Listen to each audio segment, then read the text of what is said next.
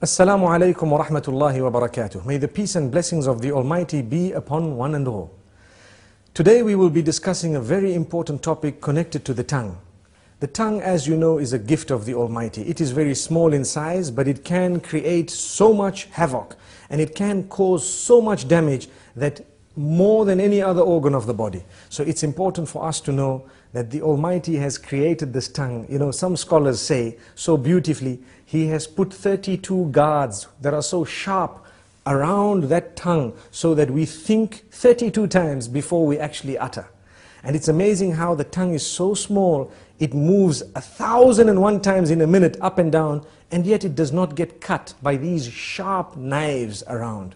This is the gift of the Almighty. So consider it a gift. Use it as a gift. And the reason we say this is to concentrate more on a specific department of the use of the tongue, and that is when it comes to those we mix with, beginning or starting with our wives, our husbands, our family members, our relatives, and then those we interact with, our friends and so on.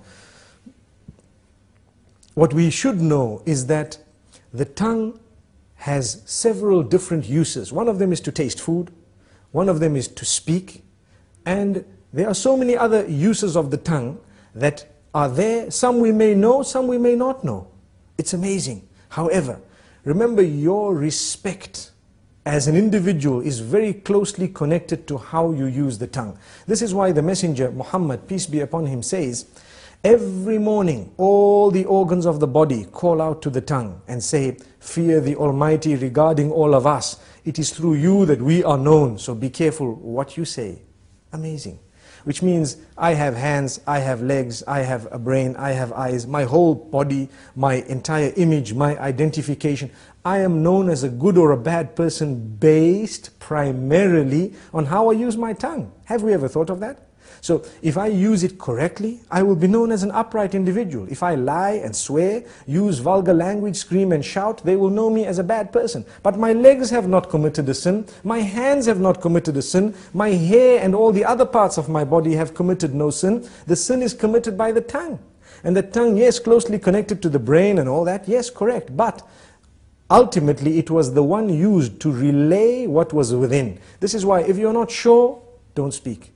Speak when you're sure. Think about it, think twice. I'm sure we've all heard the saying, you've been given one mouth and two ears to speak half that of what you hear. So you hear more and you speak less. Sadly, a lot of us love to speak. And we just want to say anything and everything, no matter how it sounds. Not realizing, did you know, it is an act of worship to think before you speak. You're actually rewarded, an act of worship. The Almighty becomes pleased with us when we think before we speak. And not just think, but think of how many different ways there are for me to portray or to say what I have in my heart, to convey that message. If I've got 5 different ways of wording it, I need to select the best, most effective, most beautiful manner, and then I will speak. And if I speak using that best and most effective manner, I will automatically be able to please my Maker, and I will definitely cause or create lots of harmony and peace in my surroundings. So very importantly, let's use the tongue correctly. Number 1. Number 2 is not only the selection of words, the tone as well. Very closely connected to that. Some people scream and yell, they shout. Shouting will reduce your respect. The more you yell, the less people respect you. The next time you say something, nobody will want to listen to you because you're used to screaming. And this is the whole reason that we say, speak with a tone that is audible, but a respectable term, meaning respectful tone. You will find, and I'm sure we've all seen this, when someone has a habit of speaking with a calm tone and always relaxed, you will notice immediately that the minute they open their mouths, everyone is silent and listening.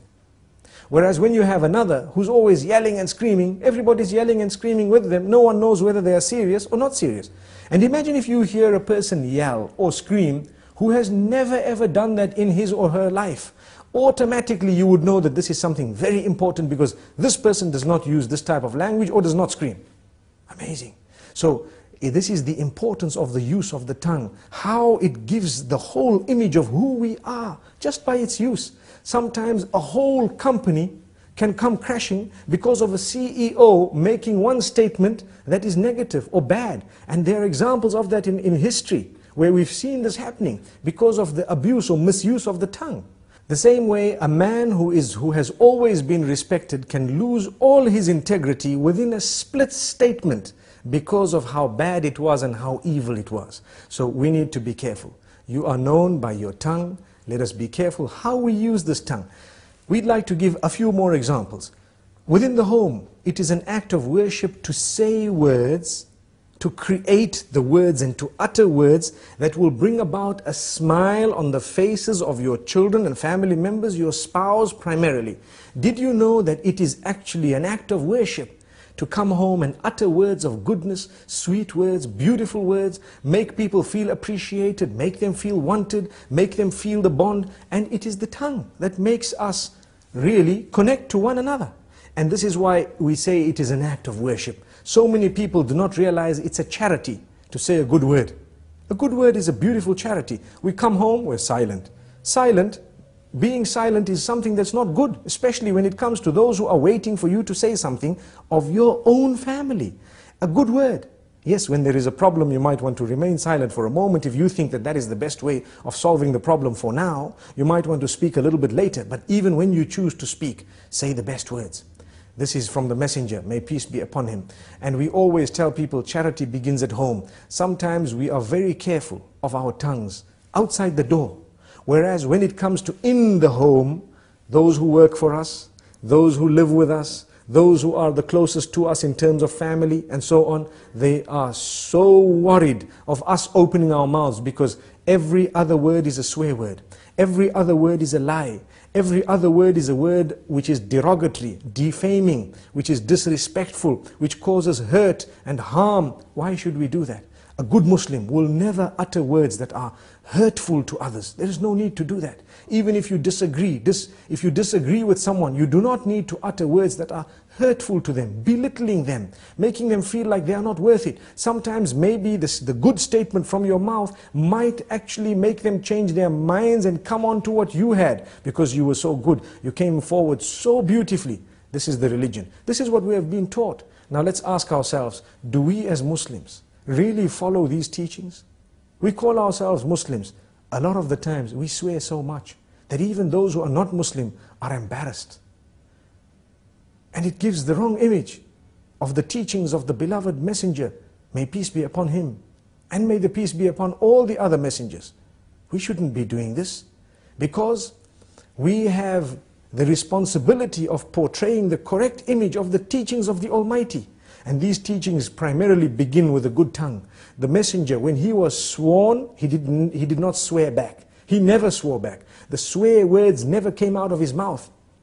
He says, a true believer is not he who is vulgar, is not he who speaks hurtful statements, is not he who lies, is not he who utters words that are hurtful to people, words that are incorrect, unjust. So we need to learn from this. Let us learn to be honest, tell the truth.